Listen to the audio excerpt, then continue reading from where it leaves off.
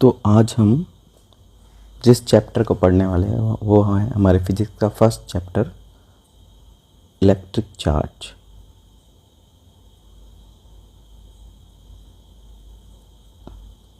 Electric charge and electrostatics.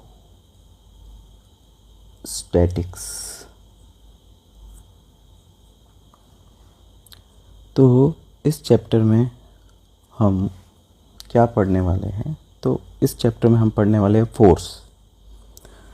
Physics में दो physical quantity बहुत ही मेन है, उनका बहुत ज़्यादा इम्पोर्टेंस है। एक तो है फोर्स और दूसरा है एनर्जी। ठीक है, तो इस चैप्टर में हम किसके बारे में पढ़ेंगे? फोर्स के बारे में। ठीक है, लेकिन हम इस फोर्स के बारे में इनडायरेक्टली पढ़ेंगे।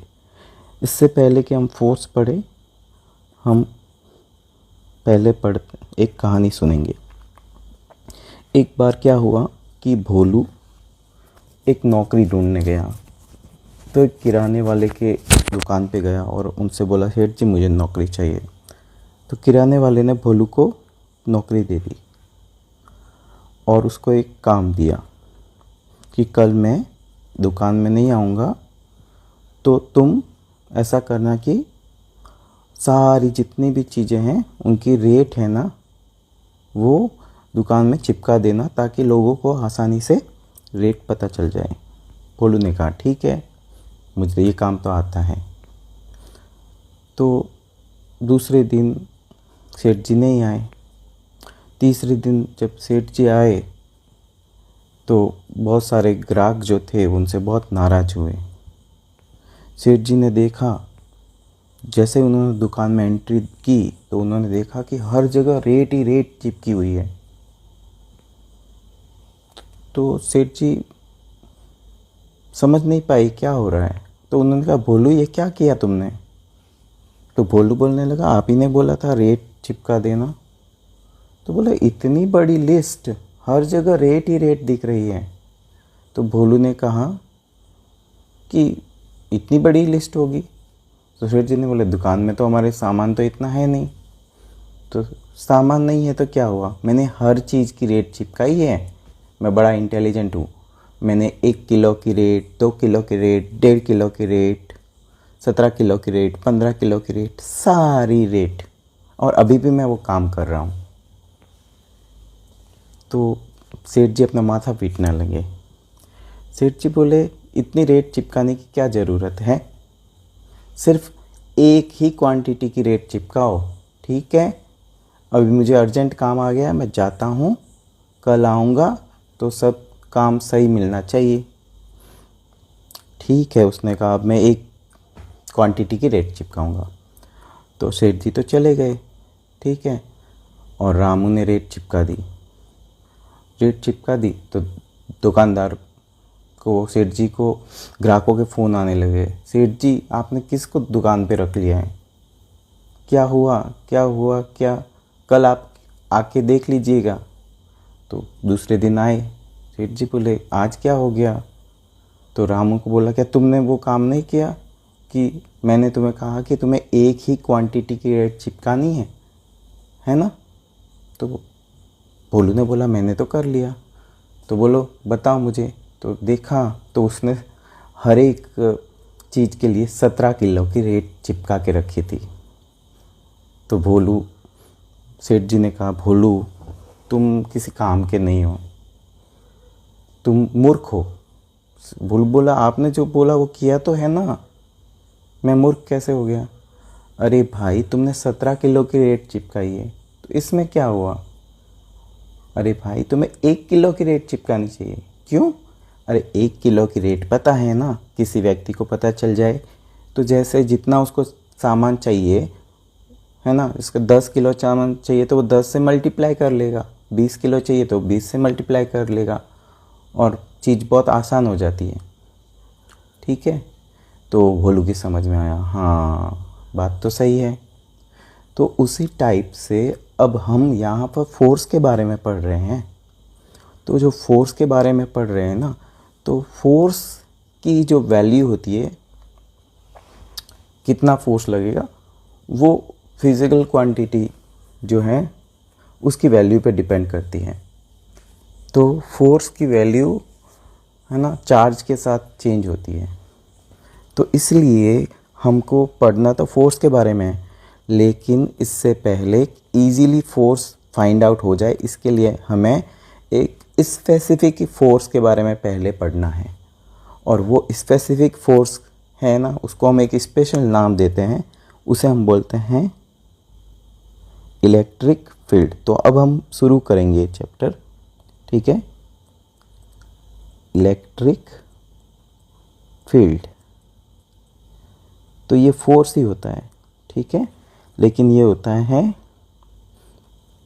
Electric force per unit charge, है ना। यानी कि ये होता है कि 1 कूलम पे कितना फोर्स लगेगा। 1 कूलम अगर आपका चार्ज है तो उस पे जितना फोर्स लगेगा वो किसके इक्वल हो जाएगा, इलेक्ट्रिक फील्ड के, ठीक है ना। तो इलेक्ट्रिक फील्ड फोर्स ही है, लेकिन ये 1 कूलम पे फोर्स है, 1 कूलम पे लगने वाला फोर्स है। तो अब आपको समझ में आ गया होगा कि हम फोर्स को पढ़ना चाहते हैं, लेकिन उसको हम इलेक्ट्रिक फील्ड के टर्म में पढ़ेंगे। क्यों? क्योंकि इससे फोर्स की स्टडी करना बहुत ही ईजी हो जाता है। और electric field is nothing but force per unit charge, okay, force per unit charge, ठीक है। तो आप समझ गए होंगे कि इलेक्ट्रिक फील्ड का इतना इम्पोर्टेंस क्यों है। क्योंकि हमको फोर्स पढ़ना है, तो अगर यूनिट चार्ज पे हमें फोर्स कितना है वो पता है, यानी कि इलेक्ट्रिक फील्ड पता है, तो हम इजीली फोर्स को फाइंड आउट कर सकते हैं। इसलिए हम फोर्स को पढ़ेंगे, लेकिन इलेक्ट्रिक फील्ड के टर्म में, ओके। और दूसरी इम्पोर्टेंट चीज़ है कि ये फोर्स जो होता है ना, तो जो भी फोर्स होता है उसका सोर्स भी होगा। कोई भी इफ़ेक्ट जो होता है ना, उसका कॉज भी होगा। तो फोर्स कौन प्रोड्यूस करता है? Electric force. तो इलेक्ट्रिक फोर्स जो प्रोड्यूस करता है वो है चार्ज। तो हम इलेक्ट्रिक फील्ड पढ़े उससे पहले जो उसका कॉज है उसको पढ़ना बहुत ज़रूरी है, क्योंकि कॉज का जितना हमें डीप नॉलेज होगा उतना ही इलेक्ट्रिक फील्ड को हम अच्छी तरह से अंडरस्टैंड कर सकते हैं। और इलेक्ट्रिक फील्ड अच्छे से अंडरस्टैंड होगा तो हम फोर्स को अच्छे से फाइंड आउट कर सकते हैं। तो इलेक्ट्रिक फील्ड की जड़ है, यानी कि इलेक्ट्रिक फील्ड को जो प्रोड्यूस करता है वो है चार्ज। इसलिए पहले हम चार्ज की डेफिनेशन, उसकी प्रॉपर्टीज़ पढ़ेंगे, उसके बाद हम आसानी से इलेक्ट्रिक फील्ड समझ सकते हैं। लेकिन अगर हम चार्ज को, यानी कि इलेक्ट्रिक फील्ड के कॉज को समझ नहीं पाएंगे तो इलेक्ट्रिक फील्ड को भी समझ नहीं पाएंगे, है ना। तो सबसे पहले हम इसकी डेफिनेशन लिखते हैं चार्ज की। The property of material due to which it produce electric and magnetic field is called charge। तो इस डेफिनेशन को हम इजीली समझ सकते हैं कि हमने चार्ज की डेफिनेशन ये क्यों दी है। देखो, आप ऐसे समझ सकते हैं, जैसे आप अपने फ्रेंड के घर पे गए तो फ्रेंड ने आपको एक पानी का गिलास दे दिया और आपसे पूछा कि मैं तुमसे एक क्वेश्चन पूछता हूँ। आपने बोला कि पूछिए। तो उसने बोला कि ये बताओ कि इस पानी के अंदर, है ना, शक्कर डाली है या नहीं। तो आप बोलोगे मुझे क्या पता, मैंने थोड़ी देखा है। लेकिन तो फ्रेंड बोल सकता है कि आप पता कर सकते हो इसमें शक्कर है कि नहीं। कैसे? तो आप इसे चखिए। जब आप चखोगे तो अगर शक्कर होगी तो शक्कर का इफ़ेक्ट होता है, चीज़ों को वो मीठा कर देती है। तो अगर पानी मीठा होगा तो इसमें शक्कर होगी। तो इनडायरेक्टली उसमें शक्कर डाली है या नहीं, तो हम पता कर सकते हैं उसके इफ़ेक्ट से। सो वैसे ही हम किसी ऑब्जेक्ट पे चार्ज है या नहीं ये पता तो नहीं, देखा तो नहीं, हम देख नहीं सकते चार्ज को, लेकिन चार्ज के इफ़ेक्ट होते हैं। अगर चार्ज होगा तो इलेक्ट्रिक फील्ड प्रोड्यूस होगा या फिर मैग्नेटिक फील्ड प्रोड्यूस होगा, दोनों भी प्रोड्यूस हो सकते हैं। इसीलिए चार्ज की जो डेफिनेशन वो इस टाइप से, the property of material due to which it produce electric and magnetic field. ठीक है, अब हम पढ़ेंगे types of charge. Okay, types of charge. तो कितने टाइप के चार्ज होते हैं आपको पता ही होगा, ये तो बहुत ही इजी है। So there are two type of charge. ठीक है, दो टाइप के चार्ज होते हैं। फर्स्ट है पॉजिटिव चार्ज, दूसरा है नेगेटिव चार्ज। ठीक है, नेक्स्ट टॉपिक पॉइंट जो है चार्ज के बारे में, जो फैक्ट है वो है कि सेम चार्ज जो होते हैं, same charge repel each other while opposite charge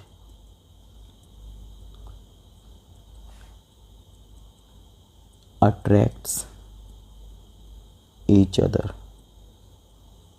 okay, अगर सेम चार्ज है, यानी कि अगर पॉजिटिव चार्ज है और दूसरा पॉजिटिव चार्ज है, तो ये वाला पॉजिटिव चार्ज इस वाले पॉजिटिव चार्ज को रिपेल करेगा, यानी कि इसको धक्का देगा अपने से दूर।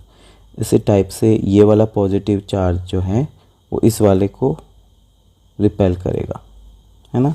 उसी टाइप से अगर नेगेटिव चार्ज है तो ये दोनों एक दूसरे को क्या करेंगे, रिपेल करेंगे। लेकिन अगर एक चार्ज पॉजिटिव है और दूसरा क्या है, नेगेटिव, तो ये वाला जो पॉजिटिव है वो इस नेगेटिव को अट्रैक्ट करेगा अपनी ओर, और ये वाला जो नेगेटिव वाला चार्ज है वो पॉजिटिव चार्ज को अट्रैक्ट करेगा। ओके, तो ये नेक्स्ट फैक्ट है चार्ज के बारे में। इसके नेक्स्ट हम चार्ज के यूनिट के बारे में पढ़ते हैं। ठीक है, तो दी MKS unit of charge is coulomb, जिसको हम C से रिप्रेजेंट करते हैं। और जो CGS यूनिट होती है, दी CGS unit of charge is क्या होती है, इलेक्ट्रोस्टैटिक यूनिट, ESU। और इस कूलम्ब और ESU में भी रिलेशन होता है। 1 coulomb is equal to 3 × 10⁹ ESU। ठीक है, चार्ज का एक बिग यूनिट भी होता है। ठीक है, अब उसके बारे में पढ़ेंगे। The big unit of charge is Faraday, and 1 Faraday is equal to कितने कूलम्ब होंगे, 96,500 कूलम्ब। ओके, अब हम डायमेंशन ऑफ चार्ज पढ़ते हैं। Okay, dimension of charge. So dimension of charge. Okay, तो चार्ज का डायमेंशन, तो पहले इसका इक्वेशन लिखेंगे। तो हमको प्रीवियस क्लास से पता है कि जो करंट होता है I, उसका फॉर्मूला होता है Q/T। तो यहाँ से हम Q का फॉर्मूला फाइंड आउट, तो Q is equal to I × T। तो यहाँ से जो Q का डायमेंशन होगा, ठीक है, वो कितना होगा, dimension of Q is equal to I का डायमेंशन होता है A1 और T का T1। तो इस टाइप से Q का डायमेंशन हो गया A1 T1। ओके, नेक्स्ट हम जो फैक्ट जानेंगे चार्ज के बारे में वो ये कि ये कैसी क्वांटिटी है, स्केलर है या वेक्टर है। तो जो चार्ज होती है वो कैसी क्वांटिटी होती है, स्केलर। तो it is a scalar quantity. अच्छा, आपने कभी ये सोचा है कि ये हर फिज़िकल क्वांटिटी के बारे में हम ये जानना चाहते हैं कि ये स्केलर है या वेक्टर, तो इसका इम्पोर्टेंस क्या है? तो इम्पोर्टेंस ये है कि अगर वो क्वांटिटी स्केलर है तो उसका जो एडिशन होगा ना वो एल्जेब्रिक मतलब डायरेक्ट होगा। जैसे मैथ्स में हम ऐड करते हैं, जैसे 3 + 5 = 8। ओके, थोड़ा सा ठीक से नहीं बना है इसको। 3 + 5 = 8। तो ये सिंपल एडिशन है। तो जो स्केलर क्वांटिटी है वो सिंपली ऐड होती है। ओके, और वेक्टर क्वांटिटी वेक्टर सम से ऐड होती है। इसलिए हम ये जानने की कोशिश करते हैं कि कोई भी फिज़िकल क्वांटिटी है वो स्केलर है या वेक्टर। ओके, ये तो कुछ फैक्ट्स हैं जो हमने चार्ज के बारे में पढ़े हैं। ओके, अब हम चार्ज के बारे में पढ़ेंगे कि ये किसी ऑब्जेक्ट पर चार्ज कैसे आ जाता है, मेथड क्या है चार्ज करने का किसी ऑब्जेक्ट को। तो बाय डिफ़ॉल्ट कोई भी ऑब्जेक्ट पे चार्ज नहीं होता है, चार्ज को लाना पड़ता है। तो उसके 3 मेथड है ना। So next is method of charging an object. ठीक है, तो फर्स्ट मेथड है बाय फ्रिक्शन, सेकेंड मेथड है बाय कंडक्शन और थर्ड मेथड है बाय इंडक्शन। ओके, तो 3 मेथड है, एक तो फ्रिक्शन, एक कंडक्शन और इंडक्शन। इन मेथड को डिटेल में पढ़ने की ज़रूरत नहीं है क्योंकि एग्ज़ाम के पॉइंट ऑफ व्यू से सिर्फ इनके नेम ही इम्पॉर्टेंट है। ठीक है, अब हम इसका अगला टॉपिक लेंगे और इसका नेक्स्ट टॉपिक है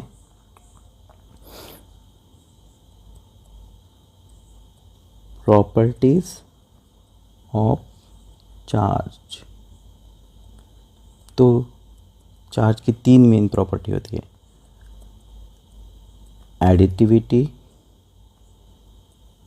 प्रॉपर्टी, ओके, दूसरी प्रॉपर्टी है कंजर्वेटिव प्रॉपर्टी और थर्ड प्रॉपर्टी है क्वांटाइजेशन प्रॉपर्टी। तो सबसे पहले हम पढ़ेंगे एडिटिविटी प्रॉपर्टी। ओके, तो पहली प्रॉपर्टी हम पढ़ेंगे एडिटिविटी।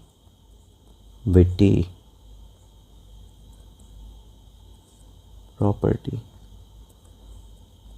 मतलब चार्ज ऐड कैसे होता है। तो पहले भी हमने बता दिया कि चार्ज स्केलर क्वांटिटी है और जो स्केलर क्वांटिटी है ना वो सिंपल तरीके से ऐड होती है, अलजेब्रिक तरीके से ऐड होती है। तो जैसे कोई सिस्टम है तो उसका टोटल चार्ज क्या होगा, वो उस सिस्टम में प्रेजेंट जो सारे चार्जेस हैं उनका एडिशन होगा। कौन सा एडिशन, अलजेब्रिक एडिशन। तो एडिटिविटी प्रॉपर्टी में हम लिखते हैं the total charge of a system is algebraic sum of different charges present in the system। यानी कि किसी सिस्टम का जो टोटल चार्ज है वो होगा उस सिस्टम के अंदर जो डिफरेंट चार्जेस प्रेजेंट हैं उनका अलजेब्रिक सम। तो हम एक एग्जांपल से समझेंगे। ये कंसिडर कीजिए कि एक सिस्टम है ये, ओके, जिसमें बहुत सारे चार्ज है, जैसे plus Q1 plus Q2 minus Q3 plus Q4 minus Q5 plus Q6, इस टाइप से ये 6 चार्जेज है। तो एडिटिविटी प्रॉपर्टी बोलती है कि इस सिस्टम का जो टोटल चार्ज होगा इन सारे चार्जेस का अलजेब्रिक सम। तो जो प्लस है उसको प्लस लेना है और जो माइनस है उसको माइनस। तो Q1 प्लस था तो बिना अपने को साइन के लेना है, फिर Q2 और जो प्लस Q3 माइनस था तो minus Q3 plus Q4 plus और Q5 माइनस है और प्लस Q6। ठीक है, तो इस प्रकार से आप देख सकते हैं चार्जेस के साइन देख सकते हैं कि Q3 और Q5 माइनस है। तो अब हम ऐड करेंगे तो Q हो जाएगा Q1 प्लस Q2, ये यहाँ प्लस माइनस का multiplication minus Q3 plus Q4, इसी टाइप से यहाँ साइन मल्टीप्लाई होंगे तो माइनस Q5 और प्लस Q6। तो ये first property. Second property conservative property. ठीक है, सेकेंड प्रॉपर्टी है कंजर्वेशन प्रॉपर्टी। तो कंजर्वेशन प्रॉपर्टी को हम दो टाइप से स्टेटमेंट उसका दे सकते हैं। पहला स्टेटमेंट है चार्ज कैन 1 मिनट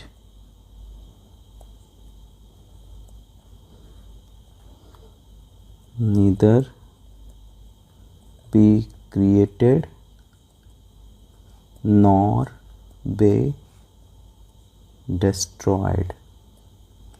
ये फर्स्ट स्टेटमेंट। या फिर और इसको अलग दूसरे फॉर्म में ऐसे कर सकते हैं, the total charge of an isolated system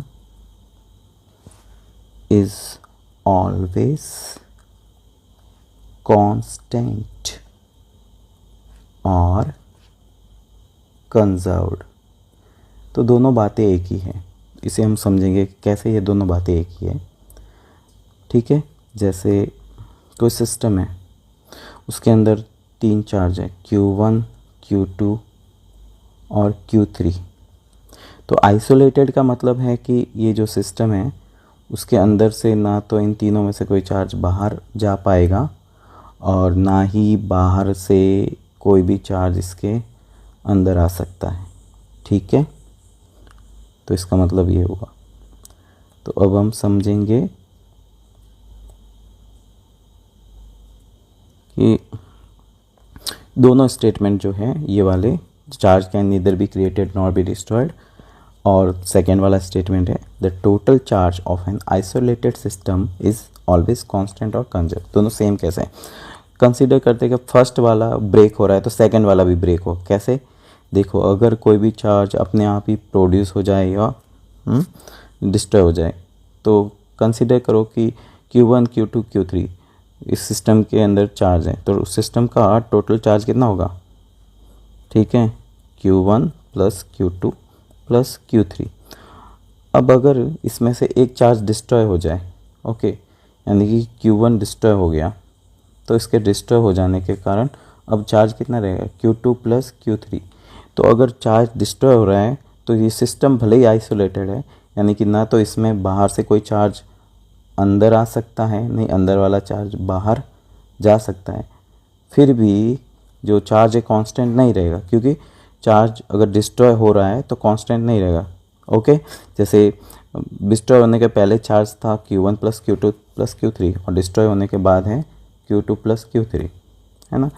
यानी कि एक टाइप से ये दोनों statement charge can neither be created nor be destroyed, या फिर कहेंगे the total charge of an isolated system is always constant, दोनों एक ही बात है। तो हम इन दोनों में से कोई भी एक स्टेटमेंट लिख सकते हैं चार्ज कंजर्वेशन के लिए। और थर्ड एंड इम्पोर्टेंट जो फिज़िकल क्वांटिटी है वो है क्वांटाइजेशन। ठीक है।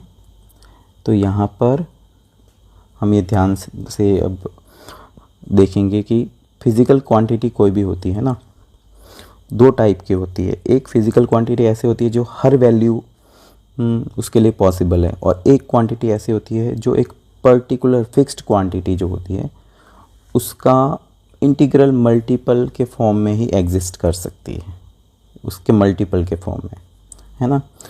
जैसे जो चार्ज होता है वो हमेशा ई के टर्म में एग्जिस्ट होता है। मिनिमम जो चार्ज एग्जिस्ट कर सकता है वो होता है ई, है ना। उसके बाद सीधा 2e होता है यानी कि e प्लस ई। उसके बाद सीधा 3e होता है यानी कि e प्लस ई प्लस ई, यानी कि e को आप ब्रेक नहीं कर सकते। ओके, तो e प्लस ई प्लस ई 3e, ऐसे ही 4e। तो e को जब हम ब्रेक नहीं कर सकते यानी कि हम e/2 या e के फ्रैक्शन नहीं हो सकते, तो कोई भी जो चार्ज होगा या तो वो e होगा या उसका डबल होगा या उसका 3 टाइम्स होगा, यानी कि उसका इंटीग्रल मल्टीपल ही पॉसिबल है। तो चार्ज की हर वैल्यू पॉसिबल नहीं है, चार्ज की वैल्यू हमेशा ई के मल्टीपल के फॉर्म में ही पॉसिबल है, क्योंकि ई को ब्रेक ही नहीं कर सकते, ई से कम चार्ज हो ही नहीं सकता।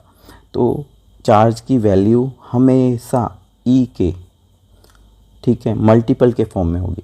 तो ई को हम कहते हैं चार्ज का क्वांटा, वो मिनिमम क्वांटिटी जिसका एक्सचेंज हो पाएगा या जिसके फॉर्म में चार्ज जो है वो एग्जिस्ट करेगा, उसे क्वांटा कहेंगे, ठीक है। और ये जो प्रॉपर्टी है उसे हम क्या कहेंगे, क्वांटाइजेशन, ठीक है। तो अब हम समझ गए कि चार्ज जो है वो क्वांटाइज्ड क्वांटिटी है। तो अब क्वांटाइज्ड हम समझ गए क्या होता है, तो अब इसकी डेफिनेशन लिखेंगे। तो डेफिनेशन है, charge can always be found only in term of integral multiple of a fixed minimum quantity. This minimum quantity is called quanta, and this property of charge is called quantization. तो आपको पता चल गया होगा कि quantization हो गया क्या होता है, कि चार्ज हमेशा एक मिनिमम फिक्स्ड क्वांटिटी, जैसे यहाँ पर ई जो है उसका मल्टीपल ही हो सकता है, उसके मल्टीपल के फॉर्म में ही एग्जिस्ट कर सकता है। तो उस मिनिमम क्वांटिटी को हम कहेंगे क्वांटा, और ये जो प्रॉपर्टी है इसको हम कहेंगे क्वांटाइजेशन। तो चार्ज जो होता है क्यू, वो हमेशा ई का इंटीग्रल मल्टीपल, तो इंटीग्रल मल्टीपल, तो यहाँ एन जो होगा वो +-1 +-2 +-3 +-4 एंड सो ऑन। तो इस टाइप से हो सकता है। ओके, तो ये है क्वांटाइजेशन प्रॉपर्टी। तो अभी हम जितना भी हमने पढ़ा है उसको रिकैप करेंगे। तो सबसे पहले तो हमने ये देखा कि इस चैप्टर में हम फोर्स के बारे में पढ़ रहे हैं। ओके, और जो फोर्स होता है वो चार्ज की वैल्यू पे डिपेंड करता है। तो हम इजीली पढ़ना चाहते हैं फोर्स के बारे में। आफ्टर ऑल हम फोर्स ही फाइंड आउट करना चाहते हैं। ओके, तो फोर्स को हम फील्ड के टर्म में पढ़ेंगे, क्योंकि फील्ड क्या होता है, फोर्स पर यूनिट चार्ज पे फोर्स जो होता है। तो यूनिट चार्ज पे अगर फोर्स पता है, यानी कि इलेक्ट्रिक फील्ड पता है, तो हम कितने भी चार्ज की कोई सी भी वैल्यू हो उस पर हम फोर्स फाइंड आउट कर सकते हैं। तो ये इससे इजी हो पड़ता है, चीज़ों को फाइंड आउट करना इजी पड़ता है, बस इतना फ़ायदा ज़रूर होता है। तो इसलिए हम इस चैप्टर में मेन रूप से डायरेक्टली फोर्स ना पढ़ के इलेक्ट्रिक फील्ड पढ़ेंगे, क्योंकि इलेक्ट्रिक फील्ड पता चल जाएगा तो फोर्स भी पता चल जाएगा। अब उसके बाद जो इम्पोर्टेंट बात है कि हम इलेक्ट्रिक फील्ड तो पढ़ रहे हैं, लेकिन इसकी जड़ को भी तो पढ़ना बहुत ज़रूरी है, जो इसको क्रिएट कर रहा है। तो इलेक्ट्रिक फील्ड को कौन क्रिएट कर रहा है? चार्ज क्रिएट कर रहा है। तो अगर हम चार्ज के बारे में डिटेल से समझेंगे तो इलेक्ट्रिक फील्ड को समझना हमारे लिए बहुत इजी हो जाएगा। तो हम इलेक्ट्रिक फील्ड के बारे में समझे इससे पहले हम चार्ज के बारे में समझते हैं। तो हमने फिर चार्ज की डेफिनेशन पढ़ी, ठीक है, चार्ज डेफिनेशन। तो चार्ज की डेफिनेशन बहुत ही इजी थी। क्या डेफिनेशन थी? The property of a material due to which it produce electric and magnetic field, ये उसकी डेफिनेशन थी, ठीक है। क्योंकि जब भी चार्ज होगा उसका या तो वो इलेक्ट्रिक फील्ड प्रोड्यूस करेगा या मैग्नेटिक फील्ड। फिर टाइप ऑफ चार्ज है, कितने टाइप के हैं? तो 2 टाइप के हैं, प्लस माइनस है। फिर बहुत सारे जो फैक्ट्स है वो पढ़े।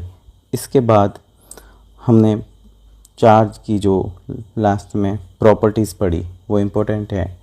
तो प्रॉपर्टीज़ में हमने पढ़ा additive property, conservative property and quantization property.